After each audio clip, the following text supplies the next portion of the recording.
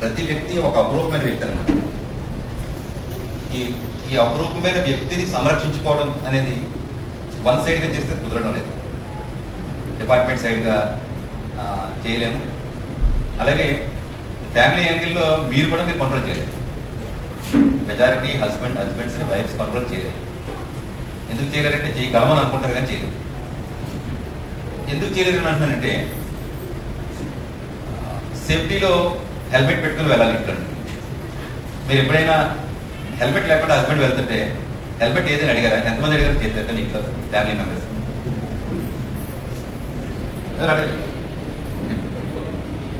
తర్వాత ప్రాణం ఎత్తు రాడ్స్ కాపాడతాయి.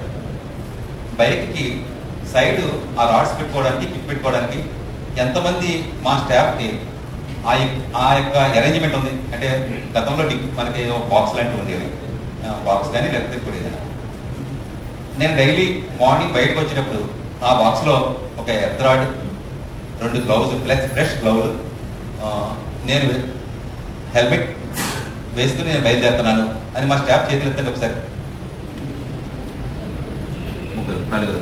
సో అది కరెక్టే కాదు వాళ్ళ ఫ్యామిలీ మెంబర్స్ కన్ఫర్మ్ చేయడము అని నలుగురు చేతులు ఎత్తారు.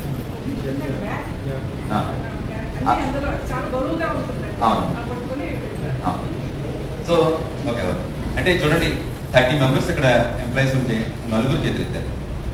అంటే భద్రత అనేది బాధ్యత అనేది ఆ నలుగురితో పాటు మిగిలిన స్టాఫ్కి వాళ్ళ ఫ్యామిలీ మెంబర్స్కి వాళ్ళ వైఫ్ వాళ్ళ మదర్ సన్ డాటర్ వీళ్ళందరికీ బాధ్యత.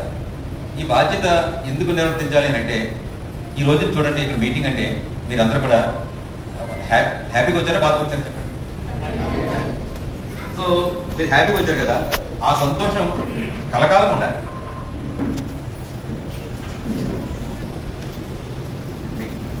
ఎంప్లాయీస్ ట్రైనింగ్ ప్రోగ్రామ్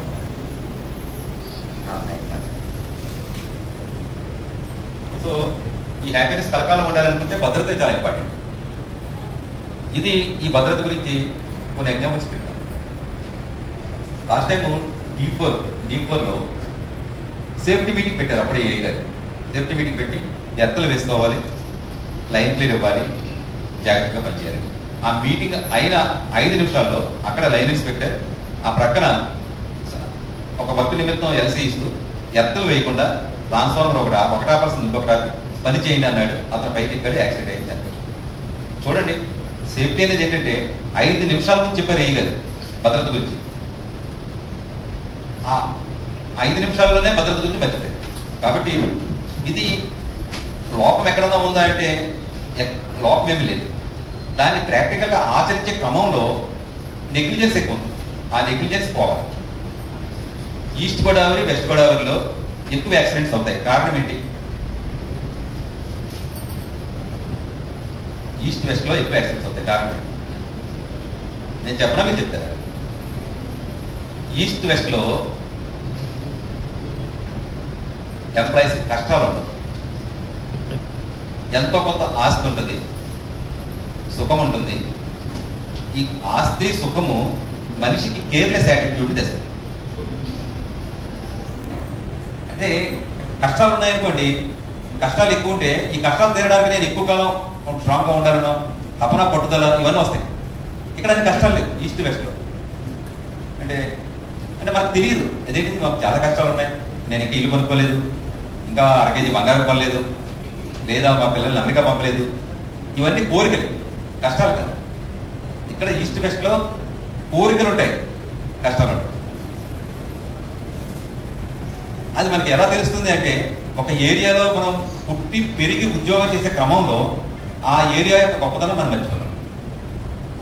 నాకు ఒక ఫ్రెండ్ మహారాష్ట్ర నుండి జాబ్ చేయడానికి రాజమండ్రి వచ్చినప్పుడు ఆయన ఫీలింగ్ ఏంటంటే నేను వేరొక దేశంలోకి వచ్చినట్టుంది అని అన్నారు.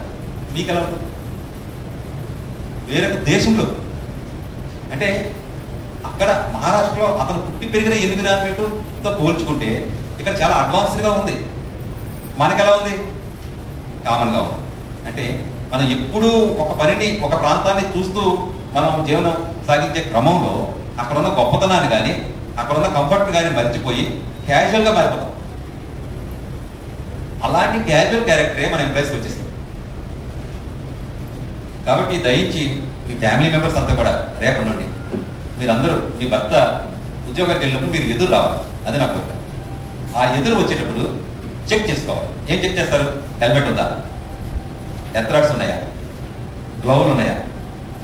గ్లౌలు కూడా చిరిగిపోయి ఉండకూడదు. ఒక అంటే గ్లౌ కూడా ప్రాణాన్ని కాపాడు. సో చిరిగిపోయిన గ్లౌలు ఉండకూడదు. అన్నిటికన్నా డిపార్ట్మెంట్ నేను మా ఎంప్లాయీస్ అందరికీ చెప్తా ఉంటాను, మీ గ్లౌ చిరిగిపోతే మీరు కొనుక్కుని ఆ బిల్లు మా ఏఈ గారికి ఇవ్వండి, మీ డబ్బులు మీకు ఇచ్చేస్తామని. ఏమైనా కొనడానికి ఏమైనా ఇబ్బంది ఉందా మీకు కొనుక్కోవడానికి? గ్లౌ కాస్ట్ అరౌండ్ 500 రూపీస్ ఉంటుంది. Glove cost. బిర్యానీ కాస్ట్ ఎంత ఉంటుంది? ఇంటికి వెళ్ళేటప్పుడు నెలకి 2 బిర్యానీలు కొనుక్కొని పెట్టుకెళ్తాం. ఆనా యావరేజ్ నెలకి ఒక బిర్యానీ సరిపోతుంది ఫ్యామిలీకి. సరే అంటే మనం 700 రూపీస్ 800 రూపీస్ మనం శ్రీకన్యాలో స్పెండ్ చేయడానికి అలవాటు పడిన మనం 500 రూపాయలు పెట్టి గ్లో కొనుక్కోలేము. ప్రాణాన్ని కాపాడుతుంది.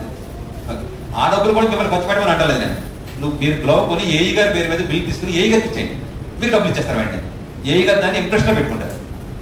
ఓకే ఏమండి తిరుమల గారు ఏమన్నా అందులో ఇబ్బంది ఏమన్నా ఉందా? వెంకటేశ్వరరాజు ఇబ్బంది ఏమి లేదు. ఓకే అంటే ఇలాంటి ఈ చిన్న చిన్న భద్రతా ప్రమాణాలు మీరు పాటిస్తే మీరు హ్యాపీగా ఉంటారు, సంతోషంగా ఉండాలని, ఆనందంగా ఉండాలని, ఆ ఆనందాన్ని భద్రతా ప్రమాణాలకి లింకప్ చేయాలని మేము డిపార్ట్మెంట్ సైడ్ నుంచి ఎంత ఇన్సిస్ట్ చేస్తున్నామో మీరు కూడా మీ హస్బెండ్స్ని డ్యూటీకి వచ్చేటప్పుడు మీరు ఒక మాట ఎదురుస్తూ అన్నీ ఉన్నాయని చెప్పని, తర్వాత డ్యూటీలో ఉన్నప్పుడు చాలా జాగ్రత్తగా ఉండండి అని, తర్వాత ఎటువంటి ఆల్కహాలిక్ యాటిట్యూడ్ నుంచి బయటపడాలని. ఎందుకంటే మన ఎంప్లాయీస్ చెప్తున్నాను, ప్రజెంట్ జనరేషన్ ఎంప్లాయీస్ ఎవరికి పెన్షన్ రాదు. ఇప్పుడు మనం మంత్కి ఎవ్రీ మంత్ ఒక 20,000 రూపీస్ ఖర్చు పెట్టడానికి అలవాటు పడిపోయాం. 20,000 మినిమం ఖర్చు ఉంటుంది. రిటైర్ అయిన తర్వాత పెన్షన్ 3,000 4,000 వస్తుంది. లేదా ఏదైనా మరి ఆ పెన్షన్ స్కీమ్ లో ఉండుంటే వస్తుందేమో కానీ లేకపోతే రాదు. మెజారిటీ మన ఎంప్లాయీస్ వైఫ్స్ కి లేని పోని ప్రెస్టేజ్లు అయితే వచ్చేసి నా అబ్జర్వేషన్. ఒకరింట్లో ఫంక్షన్ 100 మందితో చేస్తే ఇంకొకరు వాళ్ళ ఇంట్లో ఫంక్షన్ 500 మందితో చేయాలి, 1000 మందితో చేయాలి. ఇలాంటి యాటిట్యూడ్స్ కూడా మా ఎంప్లాయీస్ చూసాను. నేను చాలా మందిని అడిగాను ఎందుకంత ఖర్చు పెడతారు. ఒక ఫంక్షన్ కి 1 2 లక్షలు 3 లక్షలు అలా ఖర్చు పెడతారు. ఎక్కడి నుంచి చేస్తున్నారు డబ్బులు అంటే మళ్ళీ కోఆపరేటివ్ సొసైటీలో అప్పులు చేస్తున్నారు. ఓకే మీరు దయించి పెద్ద పెద్ద ఫంక్షన్లు చేయడం కూడా తగ్గించుకోండి. ఎందుకంటే మీ డబ్బులు మా డబ్బులు కాదు, మీ డబ్బులు అవసరమైనప్పుడు ఉపయోగించుకోవడానికి డబ్బులు దాచుకోవాలి.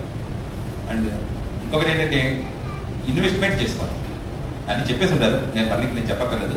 ఇన్వెస్ట్మెంట్ ఎలా చేసుకోవాలంటే, నేను ప్రకాష్ నగర్లో ఉండేటప్పుడు నేను ప్రకాష్ నగర్ దానివైపేటలోనే ఇల్లు కొనుక్కోవాలని అనుకునేవాడిని. అంటే మన మైండ్ సెట్ ఎలా ఉంటుందంటే, మన ఇంటి ప్రక్కన డిపార్ట్మెంటల్ స్టోర్స్, 5 minutes శ్రీకన్య లాంటి హోటల్, ఇంకొక 5 minutes నడుచుకునే వాళ్ళైతే కార్లో ఎలా వెళ్తే థియేటర్స్ ఇలా ఉండాలని ఉంటుంది మన మైండ్. అంటే సుఖంలో ఎక్స్ట్రీమ్ సుఖం కోరుకుంటుంది మన మైండ్. అలాంటి చోట ఇల్లు కావాలనుకుంటాం. అలాంటి చోట ఇల్లు కావాలనుకుంటే ఏమవుతుందంటే దాని కాస్ట్ పెరిగిపోతుంది అనమాట.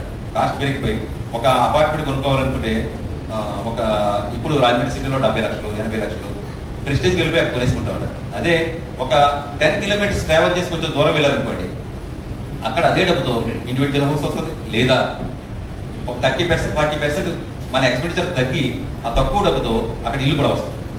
టు బి ఫ్రాంక్ చెప్పాలంటే అక్కడ ఇల్లు కొంచెం ట్రావెల్ చేసి మీరు ఇల్లు కనుక్కుంటే ఇక్కడ 70 లక్షలకు అక్కడ 40 లక్షలకు వచ్చింది అనుకోండి, 30 లక్షలు మిగులుతుంది కదా.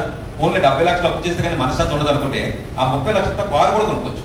అంటే మీకు 2 పనులు అయిపోతాయి అనమాట. సో ఈ ఇన్వెస్ట్మెంట్ ప్లాన్ ఎలా ఉండాలంటే ఎంప్లాయీస్ కి కొంచెం దూరం వెళ్ళి కొనుక్కోవాలి హౌసెస్. రాజమండ్రిలో అత్యంత ఖరీదైన ఇల్లు ఎన్ని కోట్లతో ఉంటుంది ఎవరికైనా తెలుసా? మీరు ఎన్ని కోట్లు ఇల్లు చూస్తారు ఎవరైనా? నేను 2 కోట్లు ఇల్లు చూస్తాను, 10 కోట్లు ఇల్లు చూస్తాను, 20 కోట్లు ఇల్లు చూస్తాను అని ఎవరైనా చెప్పగలరా? రాజమండ్రిలో ఎంత? ఎన్ని కోట్లు? కోట్లు చెప్పు. 20 కోట్లు ఇచ్చారు. ఓకే, గ్రేట్, క్లాస్ కొట్టండి. ఇంకా ఇంకా ఎంతకన్నా కాస్ట్లీ ఎవరైనా చూసారా? డాక్టర్ గన్ని భాస్కర్ రావు గారు అరౌండ్ 100 కోట్లతో దివాన్ చెరువులు పడుతుంది. 100 కోట్లు అంటే మీరు మన ఫీలింగ్ ఎలా ఉంటుంది? రాజమండ్రి సుప్రీం అన్న ఫీలింగ్ ఉంటుంది కదా. రాజమండ్రి అవ్వచ్చు, కాకినాడ అవ్వచ్చు, లేదంటే ఇంకో సిటీ అవ్వచ్చు. అంటే మన ఎంప్లాయీస్ మైండ్ సెట్ ఎలా ఉంటుందంటే, రూరల్ ఏరియాకి వెళ్ళాలనుకుంటే, ట్రావెల్ చేయాలనుకునేటప్పటికి నేను సిటీలో ఉన్నాననే సిటీ ఫీలింగ్ అండ్ ప్రైడ్ ఉంటుంది. ఆ సిటీ ఫీలింగ్ అండ్ ప్రైడ్ రూరల్లో అంతకన్నా ఎక్కువ ఇమ్యూనిటీస్ వస్తున్నాయి రానున్న రోజుల్లో. కాబట్టి మీరు ఈ యొక్క మనీ ఇన్వెస్ట్మెంట్ అనే దగ్గరికి వచ్చినప్పటికి ఒక టౌన్స్ లోనే ఉండాలని అనుకోవచ్చు, సబర్బన్ లో కూడా ఉండడానికి, అది దివాంచర్ అవ్వచ్చు, కాతేరు అవ్వచ్చు, కొంతమూరు అవ్వచ్చు, ఇటువైపు శాటిలైట్ సిటీ వైపు అవ్వచ్చు, లేదా ఇంకా బయట ఏంటంటే జస్ట్ గోదావరి దాకా కొవ్వూరు కూడా అవ్వచ్చు. ఇక్కడ నుంచి ధవళేశ్వరం వెళ్ళడానికి 10 కిలోమీటర్లు, కొవ్వూరు వెళ్ళడానికి 3 కిలోమీటర్లు.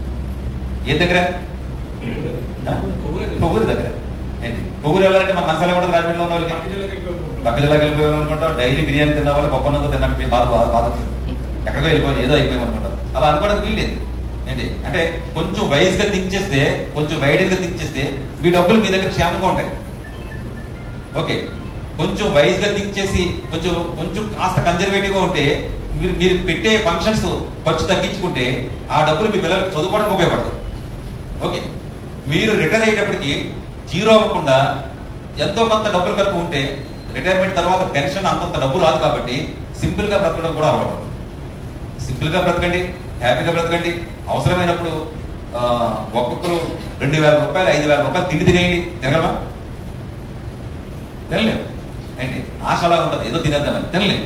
కాబట్టి ఈ సింప్లిసిటీ అనేది వస్తే ఏమవుతుందంటే మీ యొక్క ఎకానమీ లెవెల్స్ బాగుంటాయి, ఒక స్థాయికి చేరుకుంటుంది. మీ పిల్లలకి అవసరమైన ఖర్చు పెట్టడానికి ఉపయోగపడుతుంది. మీకు అత్యవసరమైనప్పుడు ఒకరి వైపు చూడక్కర్లేదు. కాబట్టి ఇలాంటి ఈ యొక్క థింకింగ్ కి మన ఎంప్లాయీస్ తో పాటు వాళ్ళ ఫ్యామిలీ మెంబర్స్ కూడా ఈ 4 విషయాలు తెలుసుకుంటే రేపటి నుంచి వాళ్ళ ఇంట్లో ఆ ఫంక్షన్ అంత గొప్పగా జరిగింది, వీళ్ళ ఇంట్లో ఫంక్షన్ ఎంత గొప్పగా జరిగింది అని ఈ కంపారిజన్ తగ్గుతుంది. ఎందుకంటే మీరు మ్యారేజ్ చేసుకున్న తర్వాత మీకు ఎవరిస్తారు ట్రైనింగ్? చిన్నప్పుడు తల్లిదండ్రులు పెంచుతారు, ఒక స్థాయి వరకు పెంచి పెళ్లి చేస్తారు. పెళ్లి చేసిన తర్వాత ఇంక మీకు ట్రైనింగ్ ఎవరిస్తారు? అత్తమామ దగ్గర ట్రైనింగ్ తీసుకున్న వాళ్ళు ఎంతమంది? చేతులెత్తండి. 2 3 అత్తమామ దగ్గర ట్రైనింగ్ తీసుకోరు ఎవరు. దాన్ని తీసుకున్న వాళ్ళు చాలా బాగుపడతారు, గుర్తుపెట్టారు. ఎందుకంటే అది ఒక ఆర్ట్. నేను ఒక ట్రైనింగ్ ప్రోగ్రామ్కి వెళ్ళాను. ఆ ట్రైనింగ్ ప్రోగ్రామ్కి వెళ్ళినప్పుడు చెప్పారు ఆ ట్రైనింగ్ లో ఏంటంటే, అత్తయ్య బాగున్నావా అంటే చాలండి, అత్తగారు మొత్తం అన్ని వదిలిపెట్టారు. కోడలకి అత్తగారిని మొగ్గలేయించే టాక్టిక్ తెలుసున్న కోడలు జీవితాంతకాలం సుఖం ఉంటుంది. ఓకే, అంతేగాని మా అత్తగారు నన్ను వేధిస్తుంది అని అంటే, నువ్వు ఆవిడ మామూలుగా సీనియర్ పాము అయితే నువ్వు జూనియర్ పాము, బుస్ అంటే బుస్ అంటావు అండి.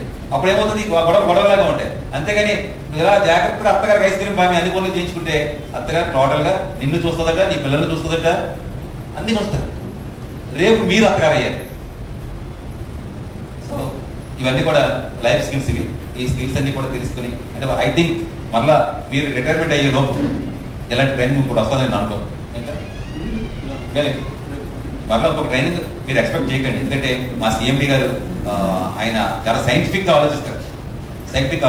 ఆయన ఏంటంటే 10th class state topper, number 1 intermediate state topper, and IIT entrance examination all India topper. తర్వాత ఐఐటీలో చదివిన తర్వాత ఆయనకు 1 crore రూపీస్తో కొరియాలో శాంసంగ్ లో జాబ్ వచ్చింది. 1 year జాబ్ చేసి 1 crore జీతం సంవత్సరానికి. అలాంటి జీతాన్ని వదులుకుని మరలా యూపీఎస్సీ రాస్తే ఆయనకి ఫస్ట్ అటెంప్ట్ లో ఆల్ ఇండియా 24 ర్యాంక్. సో ఆయనకి ఏంటంటే, నేను పనిచేస్తాను ఆయన దగ్గర. ఈ పుస్తకం ఇచ్చేవాళ్ళతోటి ఈ పుస్తకం స్టార్ట్ చేసి ఎండ్ వరకు చదివిస్తుంటారు ఆయన. ఇందులో ఆయనకు తెలియదంటూ ఉండకూడదు. అలాగే అంటే ఏంటి, 360 degrees బుక్ అంతా చదవడం. అలాగే మన ఎంప్లాయీస్ జీవితాలు కూడా 360 degrees. వాళ్ళని రౌండ్ ఇలా చూడాలనుకుంటే ఎంప్లాయీస్ సగమే కనబడుతున్నారు, ఇంకొక సగం ఎవరు? వాళ్ళ ఫ్యామిలీ మెంబర్ బయట. కాబట్టి ట్రైనింగ్ అనేది ఇద్దరికి ఇస్తే బాగుంటుందని ఒక కాన్సెప్ట్ తో ఇచ్చారు. మరలా అలాంటి సీఎండీ గారు వీటిలో రావాలి, మరలా ట్రైనింగ్ ఇవ్వాలి. ఆ ట్రైనింగ్ లో మళ్ళీ మీకు కూడా ఇవ్వాలి, మళ్ళీ మీరు రావాలి. అలా వచ్చినప్పుడు మళ్ళీ ఇలా ఉండే పరిస్థితి జరగాలి. కాబట్టి అవన్నీ జరుగుతాయని నేను చెప్పలేను. కానీ ఈ రోజు తీసుకున్న ట్రైనింగ్ మీ లైఫ్ అంతా ఉపయోగించుకుంటారనేది మీకు ఉపయోగపడాలని కోరుకున్నాను. Thank you.